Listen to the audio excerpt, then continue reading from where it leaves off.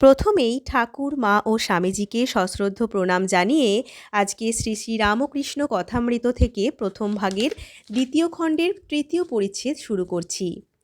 যৎসাংখ্যৈ প্রাপ্যতে স্থানং তৎযোগৈরপি গম্যতে একম সাংখ্যঞ্চ যোগঞ্চ য পশ্যতি স পশ্যতি।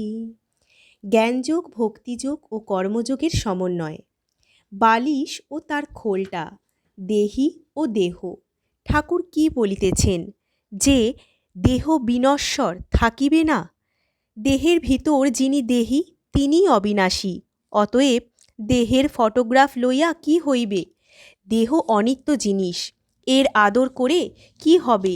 বরং যে ভগবান অন্তর্যামী মানুষের মধ্যে, হৃদয়ের মধ্যে বিরাজ করিতেছেন, তাহারই পূজা করা উচিত। ঠাকুর একটু প্রকৃতিস্থ হইয়াছেন। তিনি বলিতেছেন, তবে একটি কথা আছে, ভক্তের হৃদয় তাঁর আবাসস্থান। তিনি সর্বভূতে আছেন বটে, কিন্তু ভক্ত হৃদয়ে বিশেষ রূপে আছেন। যেমন কোনো জমিদার তার জমিদারির সকল স্থানেই থাকিতে পারে, কিন্তু তিনি তার অমুক বৈঠকখানায় প্রায়ই থাকেন। এই লোকে বলে ভক্তের হৃদয় ভগবানের বৈঠকখানা। এক ঈশ্বর, তার ভিন্ন নাম জ্ঞানী, যোগী ও ভক্ত। জ্ঞানীরা যাকে ব্রহ্ম বলে, যোগীরা তাকেই আত্মা বলে, আর ভক্তেরা তাকেই ভগবান বলে। একই একই ব্রাহ্মণ যখন পূজা করে তার নাম পূজারী, যখন রাঁধে তখন রাঁধুনি বামুন। যে জ্ঞানী জ্ঞানযোগ ধরে আছে সে নেতি নেতি এই বিচার করে, ব্রহ্ম এ নয়, ও নয়, জীব নয়, জগৎ নয়। এইরূপ বিচার করতে করতে যখন মন স্থির হয়, মনের লয় হয়, সমাধি হয়, তখন ব্রহ্মজ্ঞান। ব্রহ্মজ্ঞানের ঠিক ধারণা, ব্রহ্ম সত্য আর জগৎ মিথ্যা। নামরূপ এই সব তো স্বপ্নবৎ। ব্রহ্ম কি যে তা মুখে বলা যায় না, তিনি যে ব্যক্তি তাও বলবার জো নেই। জ্ঞানীরা ঐরূপ বলে, যেমন বেদান্তবাদীরা।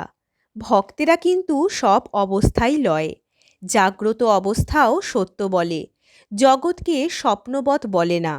ভক্তেরা বলে এই জগৎ ভগবানের ঐশ্বর্য। আকাশ, নক্ষত্র, চন্দ্র, সূর্য, পর্বত, সমুদ্র, জীবজন্তু এ সবই ঈশ্বর করেছেন, তাঁরই ঐশ্বর্য। তিনি অন্তরে, হৃদয়ের মধ্যে, আবার বাহিরেও। উত্তম ভক্ত বলে তিনি নিজে এই চতুর্বিংশতি তত্ত্ব জীবজগৎ হয়েছেন। ভক্তের স্বাদ যে চিনি খায়, চিনি হতে ভালোবাসে না। ভক্তের ভাব কিরূপ জানো? হে ভগবান, তুমি প্রভু, আমি তোমার দাস। তুমি মা, আমি তোমার সন্তান। আবার তুমি আমার পিতা বা মাতা। তুমি পূর্ণ, আমি তোমার অংশ। ভক্ত এমন কথা বলতে ইচ্ছা করে না যে আমি ব্রহ্ম। যোগীও পরমাত্মাকে সাক্ষাৎকার করতে চেষ্টা করে। উদ্দেশ্য জীবাত্মা ও পরমাত্মার যোগ। যোগী বিষয় থেকে মন কুড়িয়া লয় ও পরমাত্মাতে মন স্থির করতে চেষ্টা করে। তাই প্রথম অবস্থায় নির্জনে স্থির আসনে অনন্য মনে হয়ে ধ্যান চিন্তা করতে হয়, কিন্তু একই বস্তু, নামভেদ মাত্র। যিনি ব্রহ্ম তিনি আত্মা, তিনিই ভগবান। ব্রহ্মজ্ঞানীর ব্রহ্ম, যোগীর পরমাত্মা, আর ভক্তের ভগবান। এই ছিল আজকে আমাদের পাঠ।